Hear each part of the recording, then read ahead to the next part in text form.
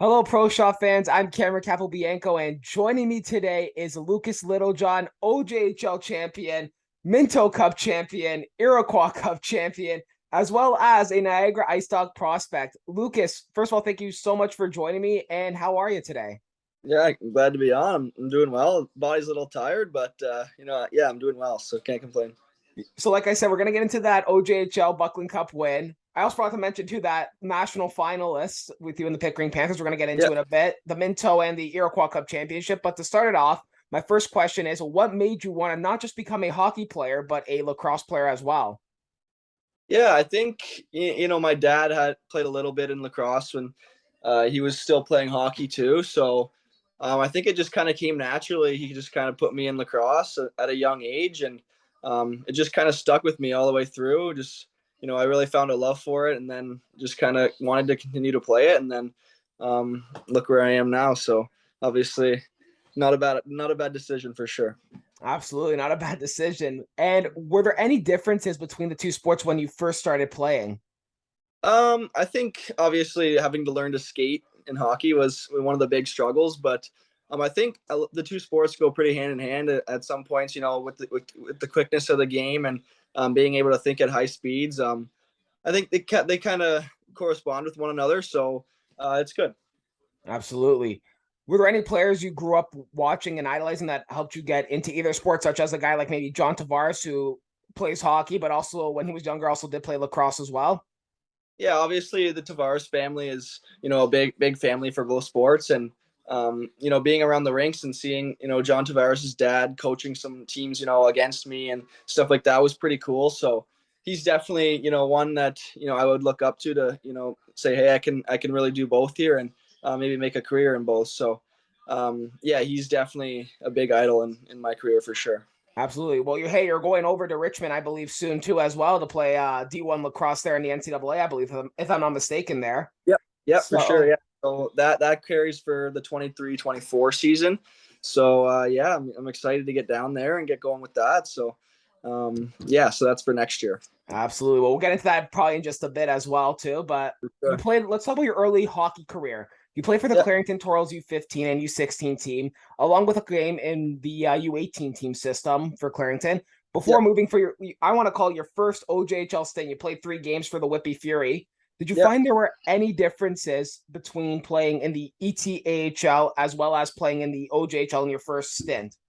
Yeah, so obviously, being a young player and then getting called up to play with the midgets, I was a little nervous for that at first, and then once I kind of settled into there, and then got the call to go play in the OJHL with the Whitby Fury that year, like it was just even more of like a wow, this is really happening already, and then, but yeah, once you kind of get a game under your belt, and then you get more comfortable with the guys in the room, and it just becomes basically like a second team to you, so.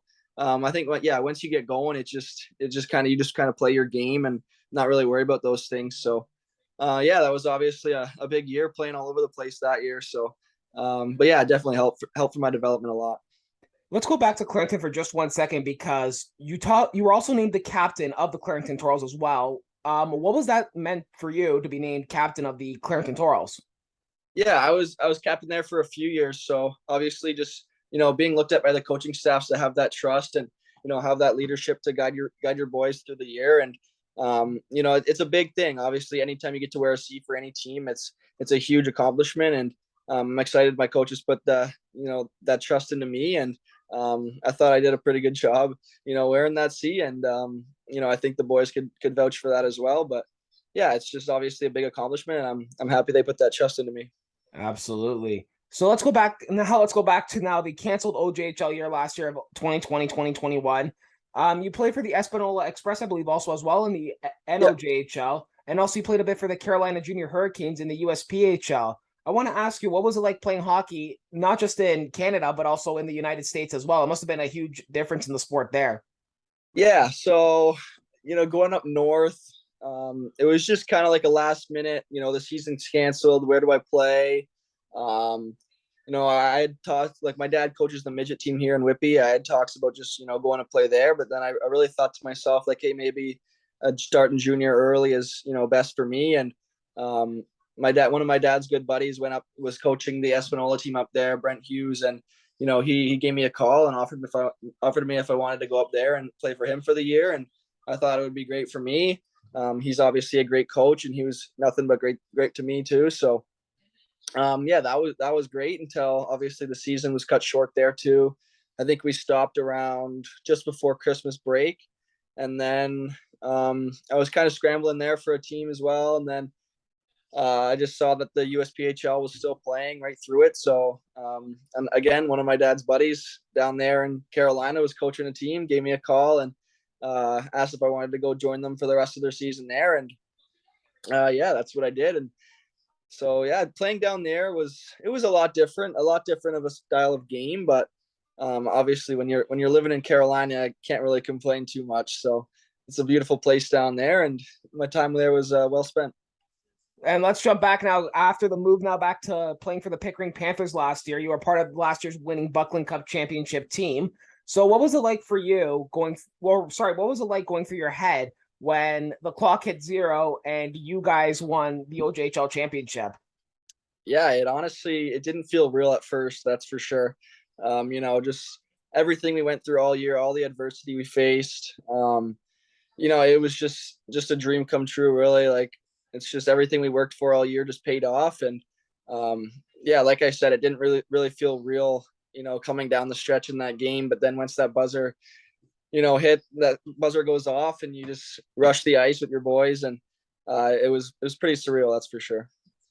And was it? Yeah, I can't even talk right now because I'm just like I have all my tongue twisted and everything. But despite the result, I want to talk about the national championship. Despite the result against Brooks in the nationals, what was it like being named national finalist for you, and an experience for you battling teams in like not just Ontario but also now teams in Alberta, British Columbia? Like, what was it like for you? Yeah, obviously a great experience for all of us. Um, Being able to win the OJ, and then get a crack at the Centennial Cup too. Obviously a great step in the right direction for all of our hockey careers. Such a great experience. They did a great job hosting it for us. Thanks to the city of Estevan for sure. They put on a great show there, and yeah, obviously we thought we came in with confidence, and making it to the final is just not much more we could have done, really. Playing in the last game of the whole season, which was the finals. Yeah, it was just awesome for us, and we're happy with how it went. Absolutely. Well, again, congratulations on winning the OJHL championship as well as being the national finalist for the Junior A Centennial Cup. I'm sure everybody there, including your coach Rob Pearson, who I want to get into in just like right after literally what I'm about to say, but he was probably very proud of you for what you guys have done. Yeah, definitely. All the coaches were very proud of our accomplishments, and they basically just told us, like, we made it. This is the farthest we can go. So just hold your head high. Whatever happens. And obviously it didn't go our way, which we kind of, that Brooks team was pretty solid. So we're happy with how it went. Absolutely. Now I want to focus on Rob Pearson a bit because a former NHLer coaching the bench for you as Pickering Panthers head coach. What's it like playing under a guy like him who has seen the NHL level? Yeah, obviously it's huge. He knows the game so well. He's always going to be there for you. He always likes to say, I can scream in your face and then on the ice and then give you a hug on the way out. So like, he's so great with that stuff. He's always going to push you to get better, and then he's going to be your best friend off the ice. So he's a great coach for that, and I respect him a lot. And obviously learned a lot over the last year, and then I'm excited to play for him again this year because I know already it's just going to grow my game that much more. And yeah, he's just obviously a great coach. Absolutely. Is there anything he taught you last season during the year at all, during practices or games, that maybe he's seen at the NHL level that he wanted to pass along to you guys? I think so. I think he likes to, use a lot of NHL clips and, kind of reinforce what he's been through and stuff like that. But, mainly it was just like grow our own game. And, the game's changed a lot since he's kind of played. So he's just trying to keep up with the way the game's moving too. But obviously he, like, from back when he played. Obviously, the physicality. He likes to be physical, in your face kind of game, and so he kind of preaches that a lot. And just to play a fast game and just move the puck up quick. Absolutely. You also played a bit at the OHL level too with the Niagara IceDogs, including a memorable 2-goal debut performance. How did playing in the Pickering system, or even Clarington or Whitby in your first stint, help prepare you for your OHL debut? Yeah, obviously playing in the OJs, it's a great league, and you're playing against a high level talent, and you know, obviously making the jump up to the OHL, it was, if I had been playing midget, maybe I wouldn't have been so ready. Like, you kind of take those things into consideration, and having the opportunity I had in Pickering, playing top minutes as a D man there, it just really helped me, prepare in like high situations, late in games, power plays, stuff like that. So it just kind of allowed me, once I got up to the OHL, just to kind of relax and just do my thing. And it just, obviously it kind of worked out well. I actually wasn't even playing my actual position up there for my first game. I was playing as a forward, but it's hockey at the end of the day. You're just playing hockey, and you're just making plays, whatever it takes. So yeah, 2 goals was a bit of an eye opener. I didn't really expect that for sure, but obviously what a night that it was. It was a crazy night. I had a lot of family and friends there too, so it was pretty special. Absolutely. So with all that family playing out of your position and just your OHL debut, obviously, what was it like for you? Like, what was going on through your head as you were about to step onto the ice for that maybe first period warm up, or sorry, before the game warm up? What was it like for you going through your Yeah. head? Were you feeling nervous at all or anything? Oh, for sure. I was just kind of thinking to myself, like, once we get this game over with, then I'll be kind of more comfortable. I just want to get this first game out of the way. Like, and then once I'm playing, like, it's just like, I don't want this to end. Like, this is awesome. But yeah, nerves for sure. Like, oh, crazy amount of nerves. Obviously, just wanting to do well for all your family, and you don't want to mess up. And what are my friends gonna think? What's my family gonna think? Like, stuff like that. But once you're playing, and you're just playing, and then you're just happy for them to be there. So yeah, it was a crazy night and special one for sure. Absolutely. So let's talk about now. Let's jump over to lacrosse now for you. And you added 2 more championships to your name. It's going to sound similar to what I asked you about the OJHL championship, but I just want to ask you, with the win with the Iroquois Cup and the Minto Cup, what was going through your head again when the clock hit 0 on this time and you guys won both the Iroquois championship as well as the Minto Cup up in Brampton? Yeah, obviously crazy feelings there too. Just surreal moments for sure. You'll never forget it, and you're champions with that set of guys for life. So, obviously all the memories created throughout the whole year, and battling with all those boys too, and it's just crazy when it all pays off, and you can look at each other and say we're champions, and you can look at each other in 30 years and say we were champions too. So yeah, it's just crazy to think that winning one championship in 1 year is hard enough, and then capping it off with a national championship as well. It was crazy. Everything kind of blacks out at first once that buzzer hits, and then yeah, it's just next thing you know, you're in the room celebrating with the boys, and it's just a crazy night. Well, hey, that resume is going to look pretty good. National finalists, Buckland Cup champions for hockey, and then national champions, and then league champions for the OJLL. Yeah, So it's going to look sure. pretty good on that resume. I'll tell you that much. Yeah. No, So I wanted to ask you, with the Minto Cup being a best of 3, did you find that there was more pressure put on you guys to on winning it?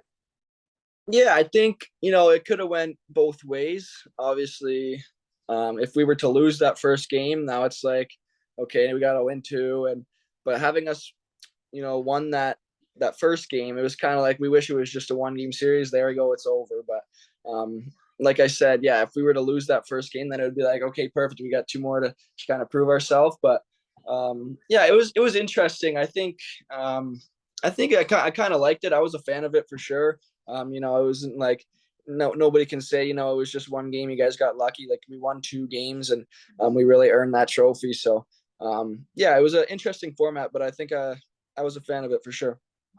So you chose to commit to playing lacrosse at Richmond University for D1. So what are some of your strengths to that you could bring to the Richmond team? Again, we were talking earlier, you're committing to 2023, 2024, but still, what are some strengths that maybe you could bring to that team in that season that when you first joined? Yeah, I think just my size and my strength, and not being afraid to cut through the middle. And then obviously, I like to think that my shot will give me a bit of an advantage too, just kind of perimeter and rip that ball pretty hard. So, but yeah, I think the biggest thing for me is just not being afraid. Win every loose ball I can, and get through the middle, create opportunities for me and my teammates, and yeah, hopefully I can have some success early on there down in Richmond. Absolutely. So I want to flip it over now to maybe what are some weaknesses that you feel that maybe you could still improve on before making the jump over to the NCAA? Yeah, I think one thing that I think I want to improve on is my ability to take guys one-on-one, kind of dodge and use my speed that way. But I think that'll come with playing with better players and playing against better defensemen every day in practice. And then learning tips from older guys too. But I think one thing I definitely want to work on is my dodging.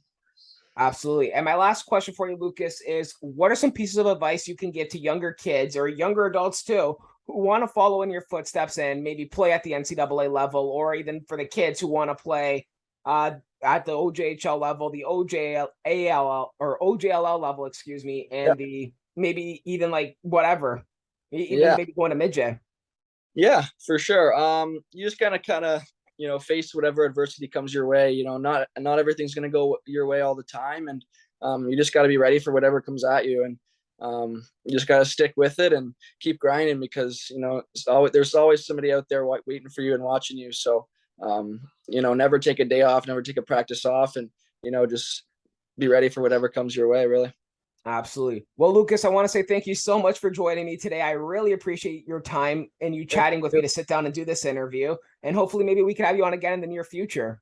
Yeah, for sure. Thanks for having me. Really appreciate it. Absolutely. Well, guys, Lucas Littlejohn, Niagara IceDogs prospect, OJHL champion with the Pickering Panthers, OJLL Iroquois Cup champion, Minto Cup champion with the Whitby Warriors. Again, that resume is going to look really, really good, guys. So Lucas Littlejohn again, guys. I'm Capobianco, and we'll talk to you guys next time.